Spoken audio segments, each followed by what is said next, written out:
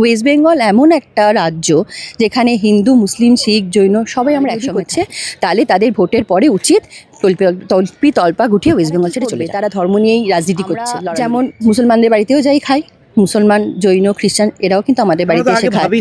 আমরা কোনো দিন এসব ভাবিনি। আমরা যখন বাংলাদেশে যাই, বাংলাদেশে গিয়ে আমি কি ওইটা খুঁজি? বাংলাদেশে কিন্তু সব যে ভাইয়েরা, যে দাদারা আছে, যে আপারা থাকে, তারা কিন্তু সবাই মুসলিম। তারা কিন্তু ভীষণ আমাদের ভালোবাসে। আমরা যখন আমাদের প্রচুর চেনা পরিচিতি আছে, আমরা বাংলাদেশে গিয়ে তাদের ঘরে গিয়ে খাই।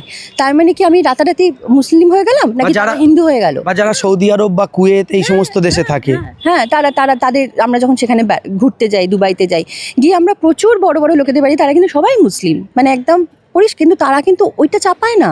বা তুমি ওইসব দেশে যদি যাও, তারা কিন্তু তোমাকে জোর করে বলবে না যে আমাদের দেশে তুমি এসেছো বলে তোমাকে নামাজ করতে হবে, তোমাকে বোরখা পরে ঘুরতে হবে। সেটা বাংলাদেশের লোকেরাও বলে না। আমি এরম নয় যে বাংলাদেশে যাচ্ছি, এয়ারপোর্ট থেকে নেমে বোরখা পরে ঘুরে গেলাম, এটা কিন্তু নয়। কিন্তু ওরা এটা এখানে শুরু করার চেষ্টা করছে, যে প্রত্যেকটা ঘরে হিন্দু মুসলমান ঝগড়া করে লাটালাটি করে বসতে পারবে না।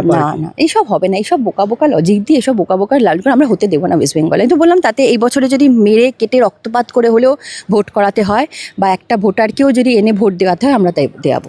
শেষ বিষয় দিদি, একদিকে বাঙালি, একদিকে বাঙালি বিরোধী। বাঙালি বিরোধী কারা?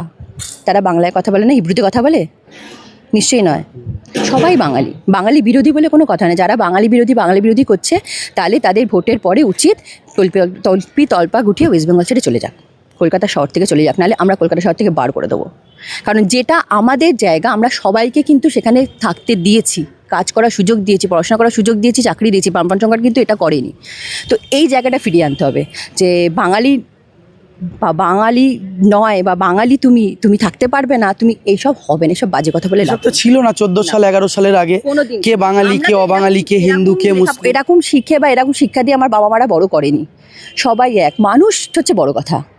মানুষ হচ্ছে বড় কথা। সেই মানুষের মধ্যে অনেক জাতি প্রজাতি অনেক কিছু আছে, সবাই মিলেমিশে থাকো।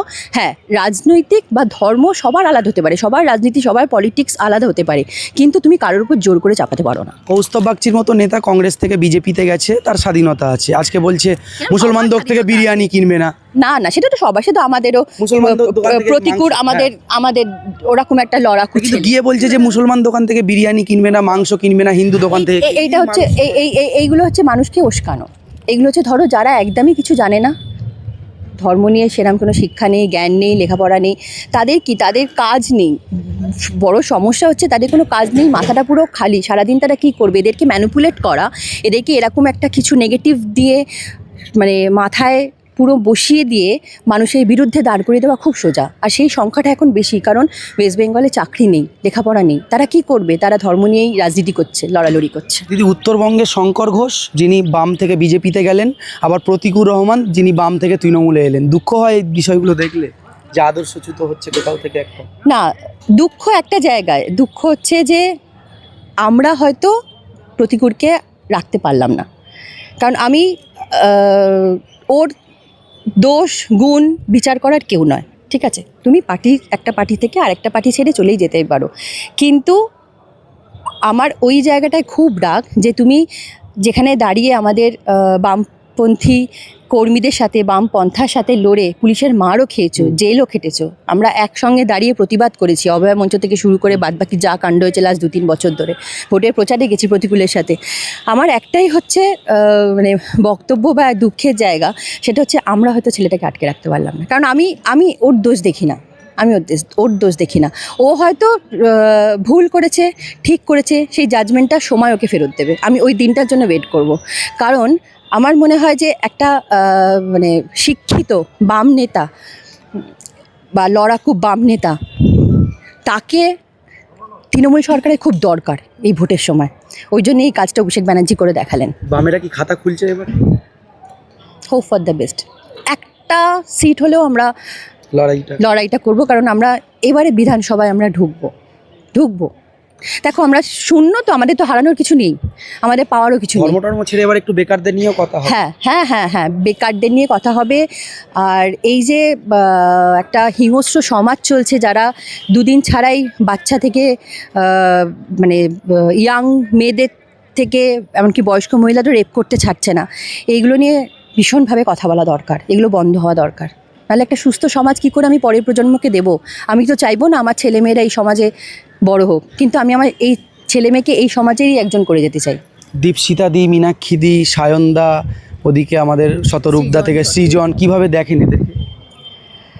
ভীষণ কতটা মানে আশা যোগায়? আশা মানে দেখো, এরাই তো আমাদের আশা, ইয়াং জেনারেশনের গ্রুপ বলো বা ওই যে একটা, এদের উপর আবার সবার টার্গেট কিন্তু হ্যাঁ হ্যাঁ সবাই টার্গেট, সায়ন ব্যানার্জিকে বিজেপি টার্গেট করে তাকে অফার দিয়েছিল, প্রতিগুদ্দাকে নিয়ে নিল। সবাইকে, ওই যে বললাম যে মানে নক্ষত্র। সবাই সবাই আমাদের আমাদের যে যে নক্ষত্ররা আছে সবাই কিন্তু এক একটা মানে সুপারস্টার। তাদেরকে তুমি দেখছো তো, একটা মানে লড়াকু শিক্ষিত নেতা প্রত্যেকটা দলের দরকার, তো এই জন্যই প্রতিকূলকে নিয়ে চলে গেল। ঠিক আছে, আমরা ছেড়ে দিলাম, দেখা যাক। এই ছেলেটা আমাদের দল থেকে যা করতে পারেনি, ওখানে গিয়ে যদি করে ও বিধানসভা অবধি পৌঁছতে পারে, জয় বলবো আমাদের। আমি ভীষণভাবে পজিটিভ দেখি সব কিছু, কারণ আমি ওই ছেলেটাকে, আমার কোনো রাইট নেই ছোট করা বা দুটো বাজে কথা বলার। ও যদি বিধানসভায় পৌঁছায়, দল চেঞ্জ করার পরে কথা হয়েছে? না কথা হয়নি, নিশ্চয়ই কথা হবে ভোটের পরে, ভোটের দিন কথা হবে, ভোটের পরে কথা হবে।